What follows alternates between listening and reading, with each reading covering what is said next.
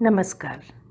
आज के इस वीडियो में हम बात करेंगे रीतिकालीन रीतिमुक्त कवि बोधा के काव्य में प्रेम व्यंजना की। रीतिकाल अपने घोर विलासितापूर्ण लेखन के लिए जाना जाता है, परंतु तत्कालीन श्रृंगार की प्रचंड धारा में भी कुछ कवि ऐसे थे जिन्होंने सच्चा प्रेम किया था।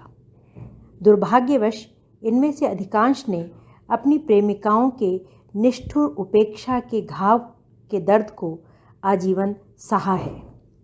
इन्हीं कवियों की कविताएं देखते हुए पंत की प्रसिद्ध पंक्तियां याद आ जाती हैं। वियोगी होगा पहला कवि, आह से निकला होगा गान, निकलकर आँखों से चुपचाप बही होगी कविता अनजान।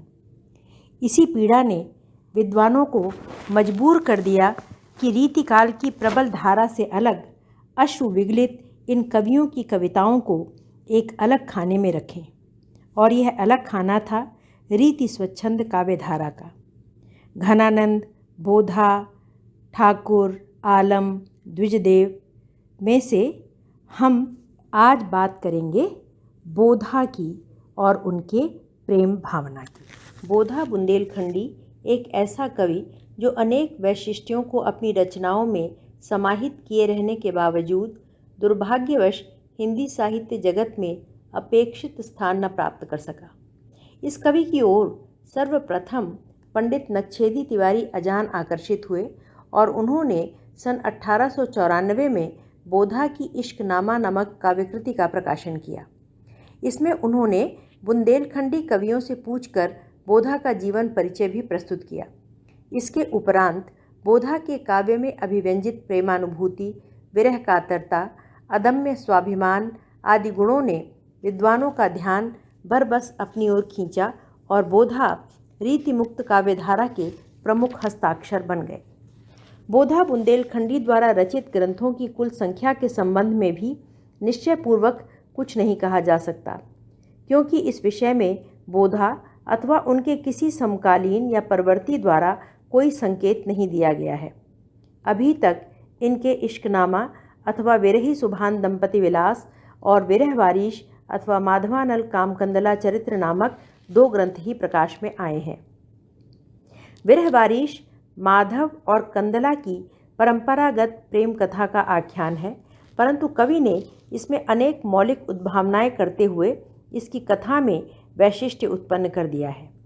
इसके साथ ही अपनी और सुभान की भावनाओं को लीलावती माधव और माधव और कामकंदला के माध्यम से व्यक्त करके इसमें न केवल वैयक्तिकता अपितु स्वाभाविकता और हार्दिकता का सुंदर सम्मिश्रण कर दिया है। भाव और कला दोनों ही क्षेत्रों में कवि ने अपनी प्रतिभा द्वारा नवीनता समाहित कर दी है। नक्शिक वर्णन हो या विभिन्न कामदशाओं का चित्रण, नायिका का 16 श्रृंगार हो अथवा 12 आभरण, विरह की अंतरदशाएं हों अथवा 12 मासा वर्णन, सभी में कवि ने अपने व्यक्तित्व के फक्कड़पन की छाप छोड़ी है। बोधा की दूसरी कृति इश्कनामा अथवा विरही सुभान दंपति विलास एक तरह से उनकी प्रथम कृति की पूरक है। इसमें कवि ने प्रेम विषयक अपनी उन भावनाओं का चित्रण किया है जिन्हें वह विरह वारीश के कथानक के बंधन के कारण मुक्त होकर नहीं व्यक्त कर सका। इसके प्रेम विषयक अधिकांश भावपूर्ण छंद विरह वारीश से ही लिए गए हैं। इस ग्रंथ में बोधा ने अपने इश्क विषयक विचारों को खुलकर व्यक्त किया है। प्रेम भाव को सीमित शास्त्रीय शब्दावली में रति कहते हैं। रति पराकोटि की होती है तो भक्ति में पर्यवसित हो जाती है, और अपराकोटि की होती है तो श्रृंगार या वात्सल्य में परिवर्तित हो जाती है। प्रेम यूँ तो प्रवृत्ति मार्गी है, पर उसमें निवृत्ति मार्ग की सारी विशेषताएं सन्निहित होती हैं। यदि ऐसा न होता तो प्रेम एकनिष्ठ नहीं हो सकता था। इश्कनामा का कवि जब इश्क या प्रेम की परिभाषा देता है तो रीतिकालीन स्थूलता को त्याग कर निर्गुण भक्तिधारा की सूक्ष्मता का संस्पर्श पा लेता है। कवि को यह एहसास था कि उसकी प्रेम साधना समाज के लिए उपहासास्पद होगी, क्योंकि उसका आलंबन कोई अमूर्त अगोचर ब्रह्म अथवा अवतार नहीं, बल्कि हाड़ मास की जीती जागती नारी है, और वह भी राज दरबार की नर्तकी। इसीलिए बोधा ने स्पष्ट कह दिया है कि उनकी दृष्टि से प्रेम को परिभाषित करने के लिए विशेष सहृदयता की आवश्यकता है, जो संभवतः साधारण पाठक में नहीं होगी। अतः समुझे कविता घन आनंद की ही आखिर नेह की पीर तकी के तर्ज पर कवि कहता है, जिन जान्यो तिन मानी है, माने नहीं अजान, कसकत ताही के हिये, जा हिये बेध्यो बान। बोधा को इसीलिए किसी सहृदय की तलाश थी जो उनके हृदय में से संवाद स्थापित कर सके, पर ऐसा कोई दिलदार उन्हें दिखाई ही नहीं पड़ा। एक हृदय का दूसरे हृदय में पूर्ण तादात्म्य ही प्रेम है। इसके अभाव में वह प्रेम नहीं रह जाता, लोभ हो जाता है। लोभ में स्वायत्त करने की भावना होती है, जबकि प्रेम में त्याग का महत्व ही स्वीकृत है। इस महाभाव में लीन होकर प्रेमी केवल प्रेम की मर्यादा की रक्षा करता है। उस मर्यादा के समक्ष समस्त लौकिक मर्यादाएं ओछी सिद्ध होती हैं। सामाजिक मर्यादा का अतिक्रमण बोधा, आलम, घनानंद और ठाकुर ने किया है। जाति, धर्म सब प्रेम के निस्सीम प्रसार में लीन हो गए हैं। उनका लौकिक आकर्षण इतना उत्कट हुआ कि उसमें अलौकिकता की सारी दिव्यता समाहित हो गई। बोधा स्वयं भोक्ता थे, स्वयं अपने भावों के प्रकाशक, निवेदक थे। अतः उनके काव्य में अभिव्यक्त व्यक्तित्व का वैशिष्ट्य हमेशा अलग दिखाई पड़ता है। अनुभूति की गंभीरता, निजता और प्रामाणिकता परंपरा के अनुकर्ता की अपेक्षा कहीं अधिक है। इनका ध्येय आत्मनिवेदन के द्वारा अपने प्रिय की अनुकूलता प्राप्त करना था। अतः इनका साध्य भी प्रेम था और साधन भी। प्रेम के पोषण के लिए कवि आत्मोत्सर्ग को भी प्रस्तुत रहता है। जेहि पाए बैकुंठ अरु, हरिहु की नहीं चाहि, सोई अलौकिक शुद्ध शुभ, सरस सुप्रेम कहाहि। प्रेम की अनन्यता के कारण ही बोधा को सांसारिक आकर्षणों से विरति हो गई थी। स्वच्छंद धारा के कवियों का यह वैशिष्ट्य कवित्व को खेल जानने वाले रीतिबद्ध कवि भला कैसे प्राप्त कर सकते थे। उनमें न तो अंतर्दृष्टि थी और न उनके प्रकाशन की रुचि ही। बोधा के अनुसार आस्था और एक निष्ठता एक ही सिक्के के दो पहलू हैं। लगनी वह थल एक लगी, दूजे ठौर बढ़ै ना, कीच बीच जैसे गुरा, खचिके फिर उचटै ना। प्रेम की व्यापकता, गंभीरता और प्रभु विष्णुता का प्रमाण लोक, शास्त्र और काव्य परंपरा में चिरकाल से प्राप्त होता आया है, लेकिन मर्यादावादी और पुराणपंथी लोग सदा इसकी गर्हणा ही करते रहे हैं। परिणाम स्वरूप बोधा ने इसे अपने हृदय के अंतरतम में छिपा रखने का परामर्श दिया है। किसी की मार्मिक व्यथा कथा को दुनिया मनोरंजन का साधन समझती है। अपनी पीड़ा की सच्ची पहचान तो पीड़ित व्यक्ति को ही हो सकती है। वो कहते हैं, कहिबे को व्यथा सुनिबे को हंसी, को दया उरी सुनि के उर आनतु है, अरु पीर घटे तजी धीर सखी, दुख को नहीं कापे बखानतु है। वो कहते हैं, हमें पूरी लगी कि अधूरी लगी, यह जीव हमारो ही जानतु है। यह इश्क इसलिए भी विशिष्ट है क्योंकि यह जन सामान्य द्वारा जाने जाने वाला दैहिक या शारीरिक इश्क नहीं है, क्योंकि ऐसा इश्क तो इश्क है ही नहीं, वह तो मात्र वासना है। उपजय इश्क जो अंग तय रहत अंग के बीच, हाड़ मास गलिबो करे, इश्क न जानत नीच। यही कारण है कि इश्कनामा में कहीं भी सुभान के सौंदर्य का स्थूल बाजारू चित्रण न होकर एक अत्यंत भावपूर्ण पवित्र रूप छवि का हृदय पर पड़े प्रभाव मात्र का चित्रण दिखाई पड़ता है। एक सुभान के आनन पे कुर्बान जहाँ लगी रूप जहाँ को, कयो सतक्रतु की पदवी लुटिए लखी गए मुस्काहट ताको, सो कजरा गुजरान जहाँ कवि बोधा जहाँ उजरान तहाँ को, जान मिले तो जहान मिले, नहीं जान मिले तो जहान कहाँ को। जैसा कि संस्कृत की प्रसिद्ध उक्ति है, श्रृंगारी चेतः कवि काव्ये जातम रसमयम जगत। इसी प्रकार प्रेम के रंग में रंगी आँखें सर्वत्र प्रिय की सत्ता को वर्तमान पाती हैं। उसे समस्त सृष्टि इश्कमय ही प्रतीत होती है। यह वह भावालोक या रसदशा है जिसको प्राप्त कर स्व और पर का भेद तिरोहित हो जाता है। अनहलक या अहम ब्रह्मास्मि के द्वारा इसी का संकेत है। श्रुति इसी को रसो वैसह कहती है। अहम द्वैत का जनक है। अहम से मुक्ति ही अद्वैत की स्थिति को प्राप्त करा सकती है। सच्चे प्रेमी का अपना तो कुछ रहता ही नहीं, सब कुछ प्रिय का हो जाता है। अपरिपक्व साधना में ही द्वैत रह सकता है। परिपक्वावस्था में स्व पर में निमज्जित होकर तद्रूप हो जाता है। जो लो लगी न पूरी बढ़ी न पीर, तौलो तुही कजाकी करी ले बीर। प्रेम का आलंबन चाहे लौकिक हो या अलौकिक, उसकी परीक्षा विरह की कसौटी पर ही होती है।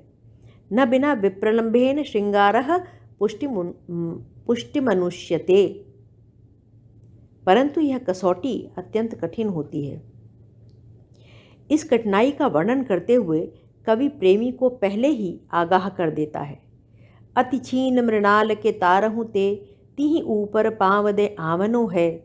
सुई बेहते द्वार सकीन तहाँ, परतीति को टाणो लदावनो है। कवि बोधा अनी घनी नेजहु ते, चढ़ी तापे न चित्त डगावनो है। यह प्रेम को पंथ कराल है जू, तरवार की धार पे धावनो है। इस प्रेम पंथ की अनिवार्य शर्त है विश्वास और चित्त का न डिगना।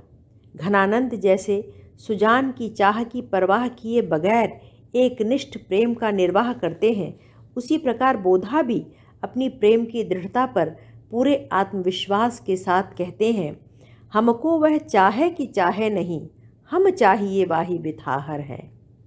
प्रिय की निष्ठुरता प्रेम को और उत्कट कर देती है। बाधा पाकर भावावेग और तीव्रता से प्रवाहित होता है। वह किसी प्रतिदान का आकांक्षी नहीं रह जाता। बोधा का कवि व्यक्तित्व एक वियोगी का था, अतः उनके संपूर्ण काव्य में वियोग परक छंद सर्वाधिक है। वियोग में प्रिय देशांतरित रहता है, अतः प्रेमी प्रिय से संबंधित सभी वस्तुओं के प्रति रागात्मक संबंध स्थापित कर लेता है। संयोग से भी प्रकृति का उद्दीपन रूप वर्णित होता आया है, पर उस स्थिति में वह केवल सुखों को उद्दीप्त करने वाली रहती है, परंतु वियोग की अवस्था में वह कभी प्रेमी की सम दुख भागिनी बन जाती है और कभी वह प्रकृति ही उसके दुखों को उद्दीप्त करने वाली बन जाती है। ऋतु पावस श्याम घटा उनई, लखिके मन धीर धिरातो नहीं। पुनि दादुर मोर पपीहन की, सुनिके धुनि चित्त थिरातो नहीं। जबते बिछुरे कवि बोधा हितु, तबते उरदाह सिरातो नहीं। हम कौन सो पीर कहें अपनी, दिलदार तो को दिखातो नहीं। वियोग में प्रकृति का एक एक उपादान, बादल, पवन, बिजली, बूंदें, इंद्रधनुष, बकपंक्ति, मयूर, आम का बौर, पलाश आदि लता गुल्म पूरी सामर्थ्य के साथ विरहोद्दीपन करते हैं। संभवतः इसीलिए संयोग में केवल षड ऋतुओं का वर्णन विधान है, जबकि वियोग में प्रत्येक मास के अनुभव किए गए दुखों का विवरण प्राप्त होता है। इतना अधिक दुख सहने के बाद भी कभी प्रेमी में प्रिय के प्रति अरति या उपेक्षा का भाव बद्धमूल नहीं हो पाता है। हमेशा एक मिलन की आशा बनी रहती है। बोधा न चाड़ सरी कबहूँ, नित ही हरवा सो हिरैबो करे। सहते ही बने कहते न बने, मन ही मन पीर पिरैबो करे। बोधा का वियोग वर्णन मनोवैज्ञानिक दृष्टि से बड़ा ही मार्मिक है। वियोगी के मन में उठने वाले अनेक प्रकार के संकल्पों विकल्पों के आलोक में कवि ने कहीं उसकी उदार चित्तवृत्तियों का चित्रण किया है, तो कहीं उसमें ऐसी कृपणता दिखाई है कि वह सबके प्रति अनुदार और ईर्ष्यालु हो जाता है। बोधा सच्चे स्वच्छंदतावादी कवि हैं। उन्होंने अपने जीवन का एकमात्र ध्येय प्रेम को स्वीकार कर उसके बाधक उपादानों का पूर्ण तिरस्कार किया। लोक लाज की तो बात ही क्या, गांव से लेकर शरीर तक के समस्त संबंधों को वे तिलांजलि देने को तत्पर हैं।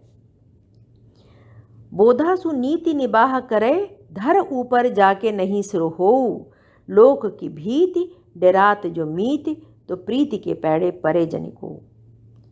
रीतिकालीन रीतिबद्ध कवियों द्वारा निरूपित आलंबन और आश्रय दोनों व्यक्तित्वहीन से लगते हैं, क्योंकि वे कृत्रिम हैं, जबकि स्वच्छंद धारा के कवियों के आलंबन और आश्रय दोनों वास्तविक हैं।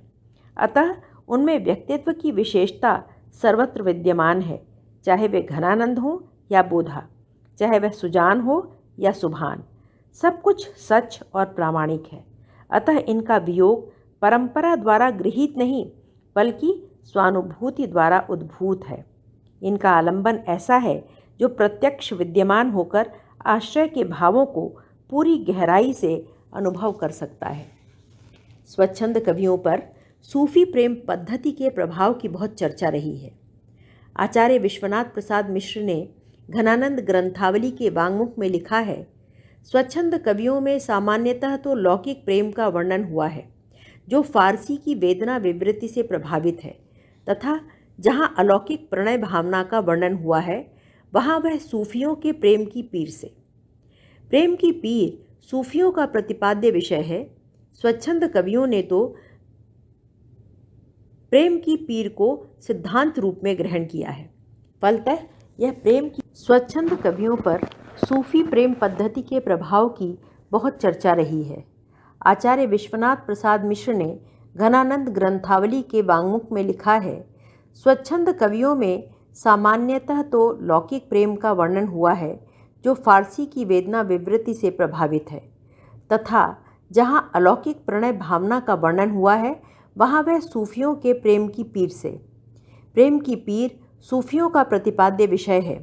स्वच्छंद कवियों ने भी प्रेम की पीर को सिद्धांत रूप में ग्रहण किया है। फलतः यह प्रेम की पीर सूफियों से ही आई है।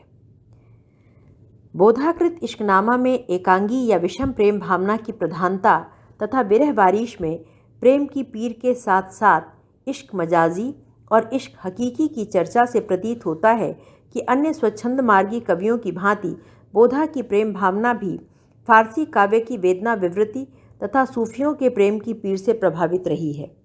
बोधा के काव्य में उनका प्रेम पात्र भी प्रेमी के प्रति निष्ठुर, निर्मोही एवं उदासीन तो है, किंतु उसमें उस अलौकिक रूप का निर्वाह नहीं मिलता जो सूफियों की समासोक्तिपरक रचनाओं की मुख्य विशेषता रही है। सूफियों ने सांसारिक प्रेम को ईश्वरीय प्रेम के सोपान के रूप में ग्रहण किया है। बोधा ने भी स्वीकार किया है कि इश्क हकीकी है फुरमाया, बिना मजाजी किसी न पाया। विरह बारिश में एक अन्य स्थान पर बोधा ने सूफी सिद्धांत पर विचार व्यक्त करते हुए लिखा है कि यदि खातिम अर्थात साधक का हृदय सुदृढ़ भाव से हक अर्थात ईश्वर के प्रति राजी अर्थात अनुरक्त रहे और वह उन्मनी मुद्रा की साधना में लीन रहकर परम तत्व का ध्यान करता रहे, तो इसे इश्क हकीकी की सिद्धि हो जाती है। सुनि सुभान यह इश्क मजाजी, जो दृढ़ एक हक दिल राजी, पढ़े पढ़ावे समुझे कोई, मिले हक खादिम को सोई, उन्मुन उन्मुन उन्मुन मेला, इश्क हकीकी झेलम झेला, लखी के ध्यान बनी को आवे, पूरन प्रेम निशानी पावे। बोधा की कृतियों में सूफी सिद्धांतों के प्रतिपादक शब्दों का अनेक बार प्रयोग होने के बावजूद उसका सम्यक परिपाक करने की प्रवृत्ति उनमें नहीं मिलती।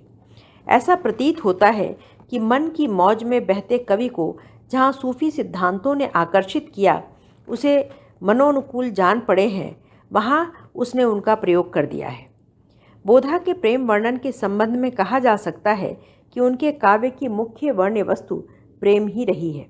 अपनी दोनों काव्य कृतियों में से इश्कनामा में उनके सुभान विषयक निजी प्रेम भाव की व्यंजना हुई है। विरह बारिश के नायक माधव के भी कंदला विषयक प्रेम प्रसंग का उनके निजी प्रेम से अद्भुत सादृश्य मिलता है।